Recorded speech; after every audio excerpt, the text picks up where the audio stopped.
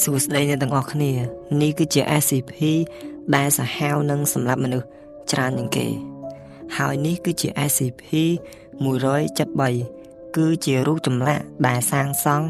ចេញពីបេតុងវាមានសមត្ថភាពធ្វើចលនាក្នុងល្បឿនលឿនហើយនឹងសម្រាប់មនុស្សដោយការខ្ទប់ត្រង់គល់លាក្បាលឬច្របាច់កទោះជាយ៉ាងណាក៏ដោយ SCP 173មិនអាចផ្លាស់ទីទៅណាបានទេនៅពេលដែលយើងមើលមុខវាចំអញ្ចឹងណាតែបើយើងព្រិចថ្មែកឬក៏ងាកខ្លួនចេញពីវា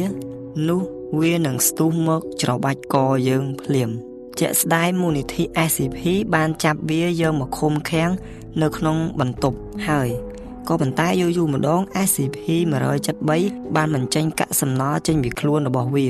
កាកសំណល់នោះមានពណ៌ក្រហមត្នោតហើយក្លែកក្លាក់អញ្ចឹងហើយត្រូវមានអ្នកសម្អាតនៅក្នុងបន្ទប់នោះហើយអ្នកសម្អាតនោះដែរគេត្រូវមានមនុស្សចំនួន3នាក់ដែលមនុស្ស2នាក់គឺជាអ្នកមើលមុខវាហើយម្នាក់ទៀតគឺជាអ្នកសម្អាតហើយពេលសម្អាតហ្នឹងគឺសម្អាតឲ្យលឿនបំផុតតាមតែអាចធ្វើទៅបានក៏ប៉ុន្តែថ្ងៃសម្អាតមួយនេះគេរកឃើញ power របស់វាគឺ SCP 173អាចបំបែកខ្លួនជា2ហើយ2បំបែកទៅ4ហើយ4បំបែកទៅ8ហើយ8បំបែកទៅជាច្រើនទៀតនៅពេលនោះដែរ SCP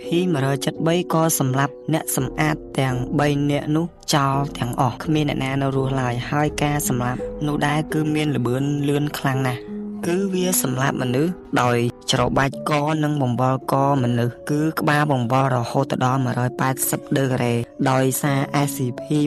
173នេះខ្លាំងពេកហើយនឹងសម្លាប់មនុស្សច្រើនពេកគឺមូលនិធិមិនអាចទុកវាបានឡើយក៏សម្រេចចិត្តសម្លាប់វាចោលដោយការទម្លាក់ក្របបែកនុយ clear air នៅតំបន់ដែលវាមាននឹងកន្លែងដែលវារ